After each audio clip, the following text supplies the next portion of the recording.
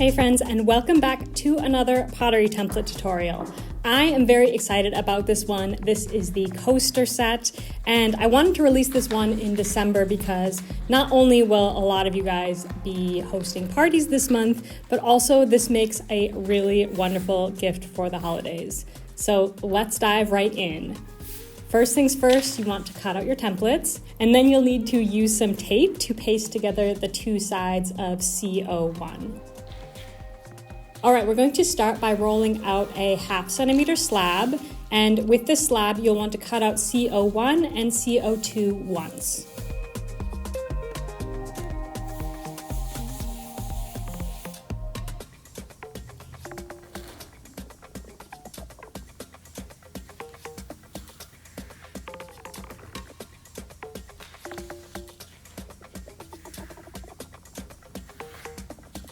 Okay, now you can use your scraps to roll out another slab. This slab we're going to make a bit thicker. We're going to make this 1 centimeter thick, and this is going to give the actual coasters some nice weight to them. So you'll want to cut out 4 coasters, ideally 4. 4 is what fits in the set. Of course, you can cut out as many coasters as you want. And then you can go ahead and pop them in front of the fan for a few minutes. Now, this is going to stop your template pieces from being overly floppy, but this is heavily dependent on your clay and the humidity in your studio. I usually put them in front of the fan for about 10 minutes to firm up. Okay, now it's time to start assembling. So we're going to start with this long rectangle, the CO1. And I want you to cut the 2 short ends at a 45-degree angle. We're going to create an overlap here. So cut the 2 ends, and then you want to score and add some slip if necessary.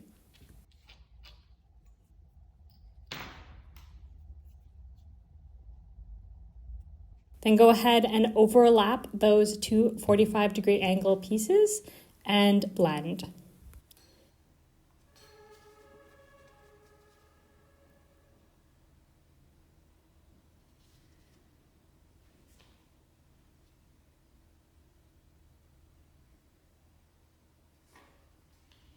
Okay, now we are going to take CO2, this is the 1/2 centimeter circle, and we're going to attach this to the bottom.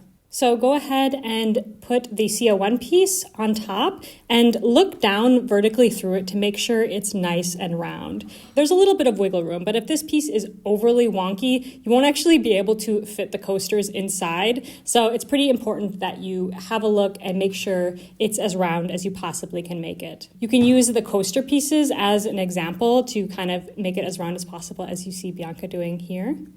And then you'll want to mark where it should attach. Score both sides, and then trim the excess.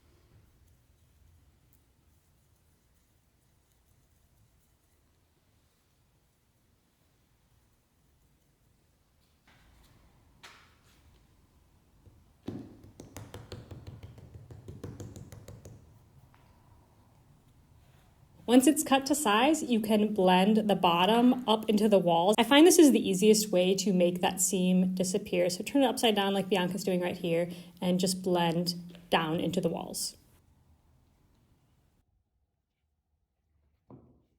A rib can also help you here.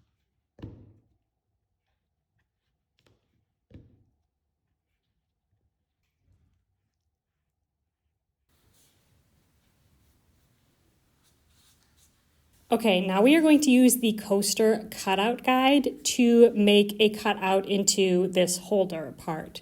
So this is really important because otherwise you're not really going to be able to take the coasters out nicely, and it's going to give you a nice profile view of the coasters. I think it just looks really nice. So go ahead and trace it and cut it out.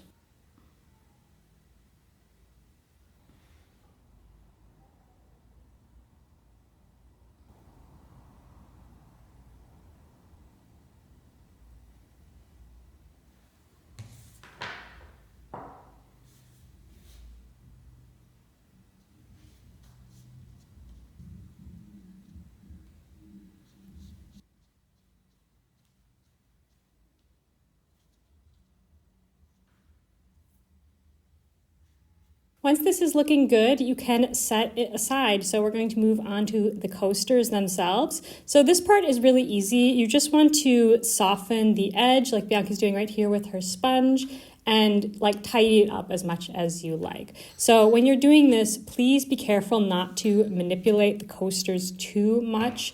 If you bend them too much at this point, they will end up warping in the kiln. Remember that clay has memory. So try and keep them as flat as possible during this process.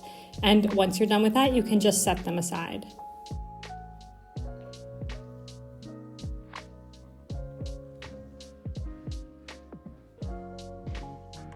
For drying, you will want to dry your coasters between some weight here. So if you have little boards like this, you can just stack them up like Bianca's doing here. If you only have larger boards, you can just put the 4 next to each other and put another board on top. And the weight of the coaster holder itself is plenty of weight to let it dry.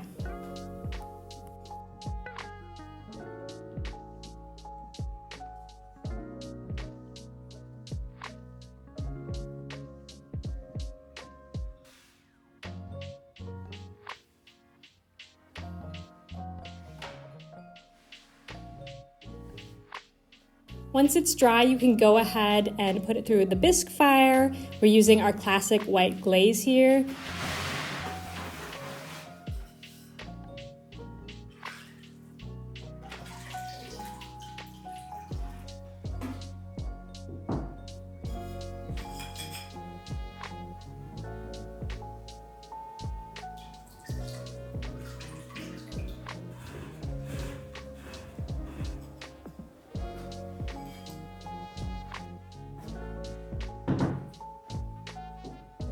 Now you'll want to wipe the glaze from the bottom of all of your coasters. You can't really fire them, unless you have some sort of kiln stilts, you can't really fire them with a glazed bottom. So I'd recommend just removing the glaze from the bottom there, as well as for the coaster holder.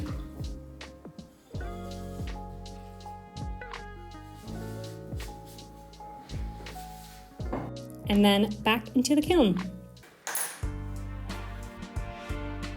And here is our final result. I love this design so much. It's such a simple design, but it's such a classic design that you can really modify and change and personalize as much as you want to. One idea I had is carving in or putting an illustration on the actual coasters themselves. I think that would be really cool to like give them their own unique look, each and every coaster. Anyway, this is a very simple design to start with, and then you can customize it to your heart's content. All right, friends, I hope that you have happy holidays, Merry Christmas, and I'll see you in the new year with a new template. Bye, friends.